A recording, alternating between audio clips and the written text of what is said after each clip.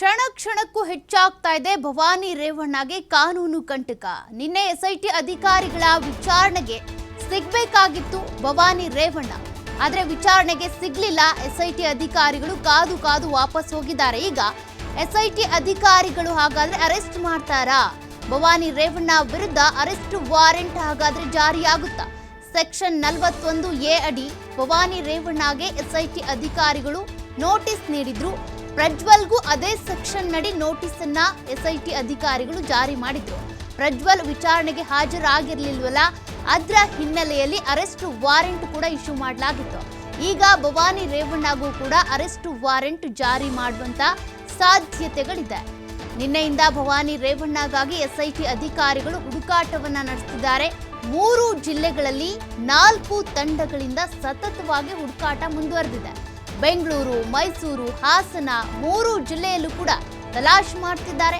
ಹಾಗಿದ್ರೂ ಕೂಡ ಭವಾನಿ ರೇವಣ್ಣ ಪತ್ತೆಯಾಗ್ತಾ ಇಲ್ಲ. ಅವರ ಮೊಬೈಲ್ ನೆಟ್ವರ್ಕ್ ಮೇಲೆ ಕೂಡ ಎಸ್ಐಟಿ ಅಧಿಕಾರಿಗಳು ಈಗ ನಿಗಾ ವಹಿಸಿದ್ದಾರೆ. ಹೀಗಿದ್ರೂ ಕೂಡ 3 ಜಿಲ್ಲೆಗಳಲ್ಲಿ 4 ತಂಡಗಳು ಹೋಗಿ ಹುಡುಕಾಟ ನಡೆಸ್ತಾ ಇದ್ರು ಕೂಡ ಭವಾನಿ ಮಾತ್ರ ಪತ್ತೆಯಾಗ್ತಾ ಇಲ್ಲ.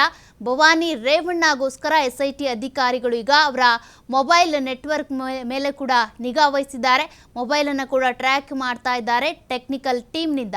ಈಗಾಗಲೇ ಬೆಂಗಳೂರು, ಮೈಸೂರು, ಹಾಸನ 3 ಜಿಲ್ಲೆಗಳಲ್ಲೂ ಕೂಡ ಬೇರೆ ಬೇರೆ ಫಾರ್ಮ್ ಹೌಸ್ಗಳಲ್ಲಿ ಮತ್ತು ಅವರ ಸಂಬಂಧಿಕರ ಮನೆಗಳಲ್ಲಿ, ಸ್ನೇಹಿತರ ಮನೆಗಳಲ್ಲೂ ಕೂಡ, ಅವರ ಸಹೋದರಿ ಮನೆಗೂ ಕೂಡ ತೆರಳಿ ಪರಿಶೀಲನೆ ಮಾಡಿದ್ದಾರೆ. ಹಾಗಿದ್ರೂ ಕೂಡ ಪತ್ತೆಯಾಗಿಲ್ಲ ಭವಾನಿ ರೇವಣ್ಣ. ಹೀಗಾಗಿ ಈ ಹಿಂದೆ ಪ್ರಜ್ವಲ್ ಕೇಸ್ಗೆ ಸಂಬಂಧಪಟ್ಟಂತೆ ಪ್ರಜ್ವಲ್ ವಿಚಾರಣೆಗೆ ಹಾಜರಾಗಲಿಲ್ಲ ಅಂತೇಳಿ ಅರೆಸ್ಟ್ ವಾರೆಂಟ್ ಕೂಡ ಜಾರಿ ಮಾಡಲಾಗಿತ್ತಲ್ಲ, ಅದೇ ರೀತಿಯಾಗಿ ಎಸ್ಐಟಿ ಅಧಿಕಾರಿಗಳಿಂದ ಕಣ್ತಪ್ಪಿಸ್ಕೊಂಡು ಓಡಾಡ್ತಾ ಇರುವಂಥ ಭವಾನಿ ರೇವಣ್ಣ ಅವ್ರಿಗೂ ಕೂಡ ಹಾಗಾದರೆ ಅರೆಸ್ಟ್ ವಾರೆಂಟನ್ನು ಕೊಡಲಾಗುತ್ತಾ, ಅರೆಸ್ಟ್ ಮಾಡ್ತಾರಾ ಅನ್ನುವಂಥ ಪ್ರಶ್ನೆ ಕೂಡ ಈಗ ಹುಟ್ಕೊಂಡಿದೆ. ಯಾಕೆಂದರೆ ಎಸ್ಐಟಿ ಅಧಿಕಾರಿಗಳ ವಿಚಾರಣೆಗೆ ನಾನು ಸಹಕರಿಸ್ತೀನಿ ಅಂತ ಭವಾನಿ ರೇವಣ್ಣ ಹೇಳಿದ್ರು.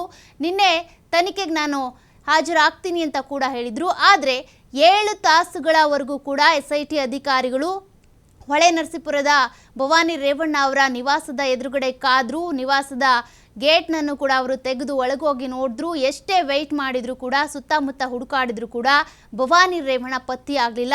ಹೀಗಾಗಿ ಎಸ್ಐಟಿ ಅಧಿಕಾರಿಗಳ ತನಿಖೆಗೆ ಹಾಜರಾಗದೆ ಈ ರೀತಿ ಅಜ್ಞಾತವಾಸದಲ್ಲಿರುವಂತಹ ಭವಾನಿ ರೇವಣ್ಣ ಅವ್ರಿಗೂ ಹಾಗಾದ್ರೆ ಅರೆಸ್ಟ್ ವಾರೆಂಟನ್ನು ಕೊಡಲಾಗುತ್ತಾ, ಆ ಮೂಲಕ ಅವರನ್ನು ಅರೆಸ್ಟ್ ಮಾಡ್ತಾರಾ ಅನ್ನುವಂಥ ಪ್ರಶ್ನೆ ಕೂಡ ಈಗ ಹುಟ್ಕೊಂಡಿದೆ. ಈಗಾಗಲೇ ಜಿ ಪರಮೇಶ್ವರ್ ಅವರು ಕೂಡ ಪ್ರತಿಕ್ರಿಯೆ ಕೊಡುವಂಥ ಸಂದರ್ಭದಲ್ಲಿ ಅವರನ್ನು ಅರೆಸ್ಟ್ ಮಾಡೋದಕ್ಕೆ ಹುಡುಕ್ತಿದ್ದಾರೆ ಅಂತ ಹೇಳಿದ್ರಲ್ಲ, ಅದು ಕೂಡ ಇವರನ್ನ ಅರೆಸ್ಟ್ ಮಾಡೋದ್ರ ಬಗ್ಗೆ ಇರುವಂಥ ಸುಳಿವ ಅನ್ನುವಂಥ ಪ್ರಶ್ನೆ ಕೂಡ ಈಗ ಹುಟ್ಕೊಳ್ತಾ ಇದೆ.